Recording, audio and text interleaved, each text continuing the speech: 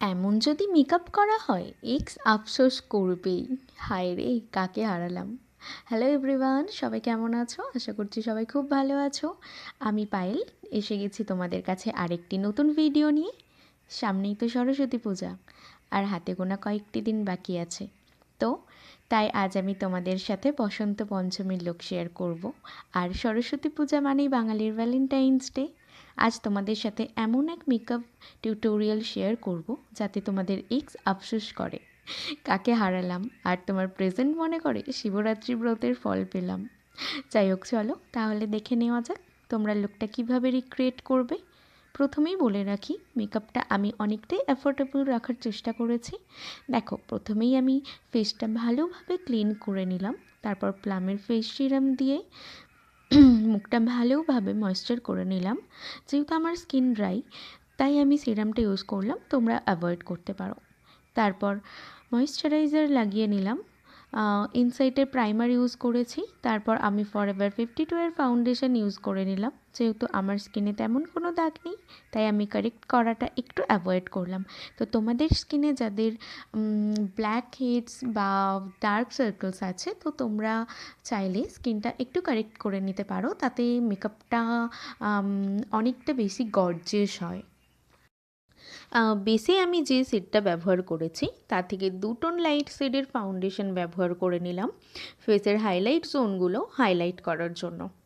চলো তোমাদেরকে জানাই হাইলাইট জোন কোন কোন এরিয়াগুলোকে বলা হয়। এত ডিটেলসে বলার কারণ যাতে একদম মেকআপ না জানা বন্ধুরাও ভালোভাবে মেকআপটা রিক্রিয়েট করতে পারে। হাইলাইট জোন হলো চোখের নিচ, নাকের ওপরের সরু অংশ, কপালের সামনের অংশ, আর আপার লিপ ও লোয়ার লিপ। তো এই পার্টগুলো লিকুইড হাইলাইটার দিয়ে হাইলাইট করে নেওয়ার পর পাউডার দিয়ে ভালোভাবে সেট করে নিলাম। আর আরেকটা কথা হলো, মেকআপটা খুব ভালোভাবে ব্লেন্ড করতে হবে। মেকআপটা যত ভালোভাবে ব্লেন্ড হবে তাতে ফিনিশিং তত সুন্দর আসবে। তারপর সুগার কসমেটিক্সের কন্ট্রোর দিয়ে ভালোভাবে কন্ট্রোর করে নিলাম। বাড়ির অন্ন ধ্বংস করে যে এমন গোল গাল বানিয়েছি তা লুকানোর একটাই উপায় পেলাম।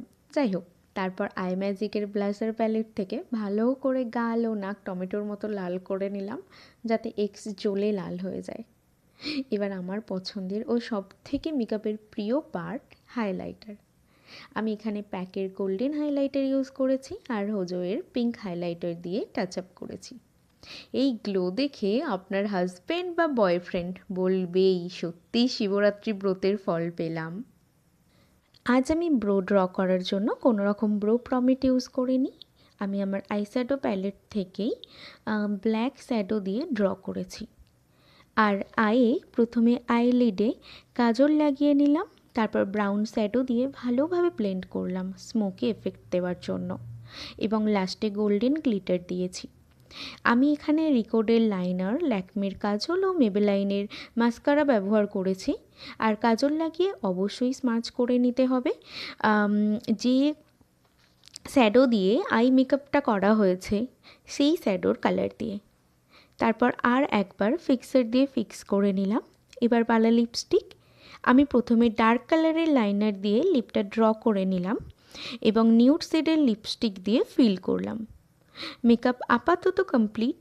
আমি ওপেন হেয়ারই প্রেফার করেছি এই লুকটার সাথে। নেক্সট ভিডিওতে হেয়ার বান টিউটোরিয়াল নিয়ে আসবো, আর সাথে থাকবে অনেক টিপস ও ট্রিক্স। এবার বলি, বসন্ত পঞ্চমী সবাই যেখানে হলুদ শাড়ি প্রেফার করে, আমি সেখানে রেড হোয়াইট কেন? এখন যেহেতু রেড হোয়াইটটা অনেক বেশি ট্রেন্ডিংয়ে যাচ্ছে, আর সবার মাঝে যদি একটু নিজেকে আলাদা দেখানো যায় তো তাতে ক্ষতি কী? অবশ্যই তোমরা ট্রাই করতে পারো রেড হোয়াইট। আর ইয়েলো অ্যান্ড রেডের কম্বিনেশনের তো কোনো কথা হবে না এই অনুষ্ঠানটার জন্য বা এই উৎসবটার জন্য, সরস্বতী পুজোর জন্য। আমি চেষ্টা করব নেক্সট ভিডিওতে অবশ্যই রেড এবং ইয়েলো শাড়ির কম্বিনেশনে একটা ভিডিও আনতে। আর দেখো, আমি সাথে একটা রেড টিপ পেয়ার করেছিলাম। কেমন লাগছে লুকটা অবশ্যই জানিও, আর ভালো লাগলে তোমরা লাইক, কমেন্ট ও শেয়ার করো। Thank you, thanks for watching.